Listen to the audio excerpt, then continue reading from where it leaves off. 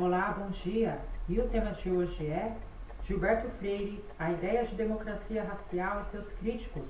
E o objetivo da nossa aula é analisar a obra de Gilberto Freire e sua relação com o mito da democracia racial brasileira, destacando as principais críticas posteriores.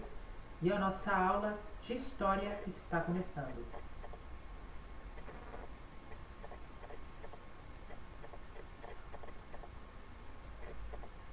No começo do século XX, o debate sobre o futuro de nosso país foi perpassado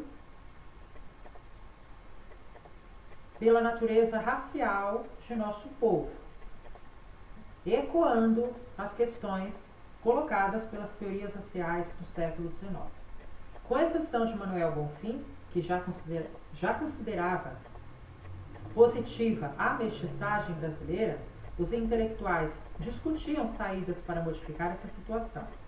Na década de 1930, Gilberto Freire inverteu a lógica da mestiçagem, ressaltando-a como ponto forte do povo brasileiro.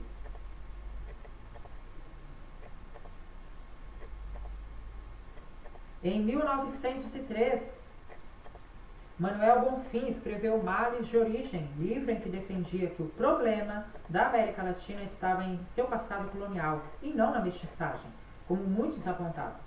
30 anos depois, Casa Grande Senzala, de Gilberto Freire, trouxe novos elementos para o debate.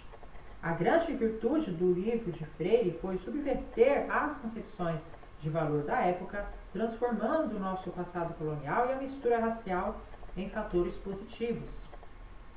Nascido em 1900, no Recife, Gilberto Freire estudou em um colégio batista americano e conheceu o engenho ainda criança, em uma temporada no engenho São Severino do Ramo de seus parentes. Em 1918, foi estudar nos Estados Unidos, época em que a segregação racial tinha força incontestável nesse país.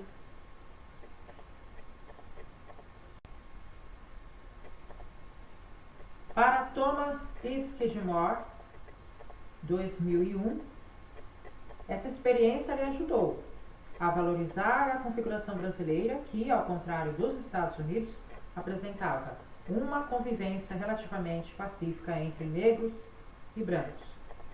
É essa convivência que é explorada em Casa Grande e Senzala, livro que marcou o pensamento social brasileiro.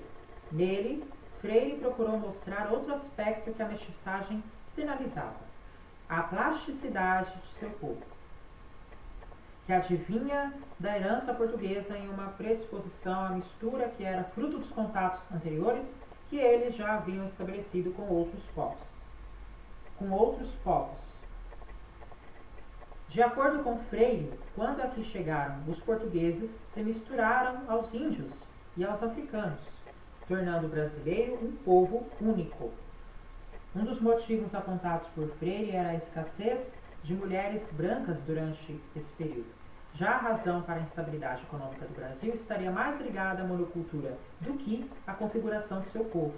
Ele também acompanha as teorias higienistas da época, as quais defendiam que esse povo não era apático e mal formado em decorrência da mistura de raças, mas de desnutrição crônica e das doenças que contraía ao longo da vida. Casa Grande e Senzala seriam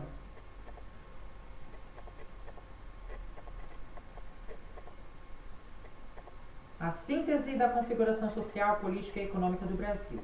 Um microcosmo onde seria possível observar a dinâmica de produção baseada na monocultura e no trabalho escravocrata, além da família patriarcal. O livro pretendia ainda analisar a vida íntima dessa família, explorando a lógica que regia as relações entre escravos e senhores no âmbito sexual. Longe da ideia de degeneração, a da mestiçagem passou a ser celebrada como o verdadeiro caráter nacional, em um clima de harmonia racial que marcou Freire como um dos criadores do mito da democracia racial brasileira, entre aspas.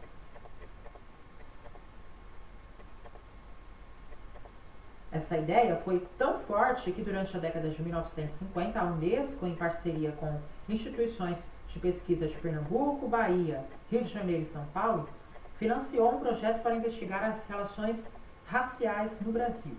Considerado como laboratório, o país era visto como exemplo diante desses países segregados como a África do Sul e Estados Unidos. O projeto tornou-se um marco para os estudos de ciências sociais e ajudaram a repensar as relações raciais no Brasil. Depois de Casagrande e Senzala, Freire também escreveu Sobrados e Mucambos, publicado em 1936 e considerado por muitos críticos como uma continuação do primeiro. Nesse livro, o autor analisa a decadência do regime patriarcal rural e sua transição para o espaço urbano. As mudanças econômicas geradas pela decadência das fazendas de cana-de-açúcar, o advento da mineração e, posteriormente, da atividade cafeeira, implicaram em transformações nas relações sociais marcadas por outros espaços de interação. O trabalho de Gilberto Freire foi bastante inovador para a sua época, mas também recebeu inúmeras críticas posteriores.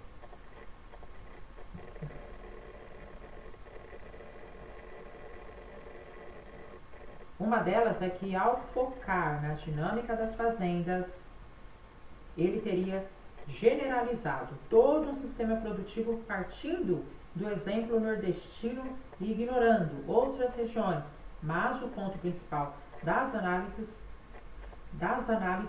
recai sobre sua visão a respeito do sistema escravista. Durante as décadas de 1950 e 1960, a crítica partiu principalmente de intelectuais marxistas da USP, como Florestan Fernandes e Fernando Henrique Cardoso. Para eles, seu elogio à mestiçagem teria como consequência uma visão muito branda da escravidão, ignorando a violência inerente à relação de dominação existente entre senhor e escravo. Essa falta seria reforçada pela associação do sujeito escravizado com uma docilidade natural, que tudo aceita. Ainda, de acordo com seus críticos, a ideia de democracia racial tinha outro lado, o de negar o preconceito, ignorando assim sua principal implicação no pós-abolição, a diferença de oportunidade que negros e brancos tiveram para se inserir na sociedade de classes. Posteriormente, as críticas ao trabalho de Gilberto Freire foram revistas, ainda que não defendessem nem a democracia racial e nem a ideia de escravidão branda. Essa terceira geração de intelectuais investigou novos aspectos do fenômeno no Brasil. Assim, desconstruíram o discurso de vitimização do negro, demonstrando seu papel ativo de resistência e negociação. Atualmente, a obra de Freire é celebrada pela originalidade com que abordou a questão nacional e a diversidade de fontes que utilizou para escrever essa história.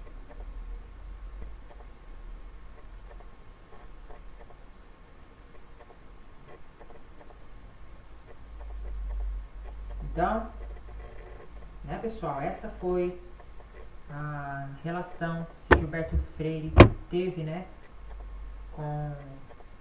então, relacionado com as obras de Gilberto Freire, foi dessa maneira que Gilberto Freire, né, ou seja, né, foi dessa maneira que aconteceu, né, com Gilberto Freire. Gilberto Freire publicou as suas obras e num período que estava sendo, né, discutido, né, muito a questão racial, né? A questão racial estava sendo muito discutida na época, que também Gilberto Freire presenciou, né? Gilberto Freire esteve nesse momento em que estava tendo muitas questões, né, sobre questões, quer dizer, questão não, estava tendo muitos assuntos teorias, assuntos relacionados à raça, né? Então, o que acontece? Gilberto Freire publicou suas obras e ele era criticado, né, pelas suas obras. Né? Tinha aqueles que gostavam, mas tinha aqueles que criticavam. Porque Gilberto Freire publicou as suas obras no momento em que estava sendo debatido, né, essas questões, estava em discurso essas questões raciais no Brasil, né?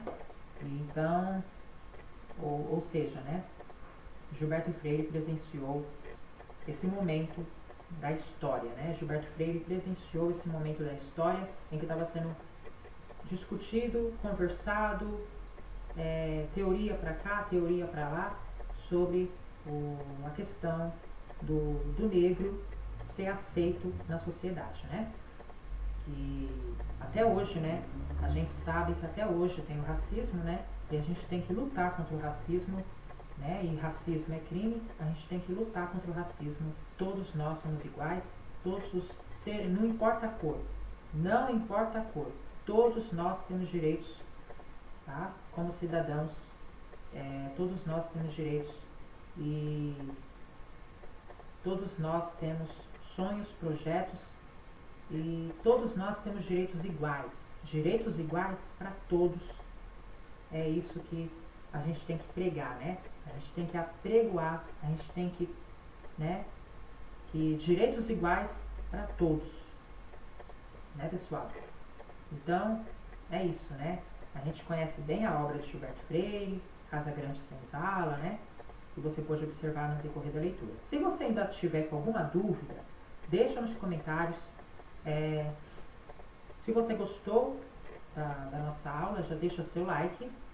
Muito obrigado pela sua companhia. Se você não é inscrito, se inscreve no canal. Eu fico por aqui, a nossa aula termina por aqui e até a próxima. Tchau, pessoal, até semana que vem.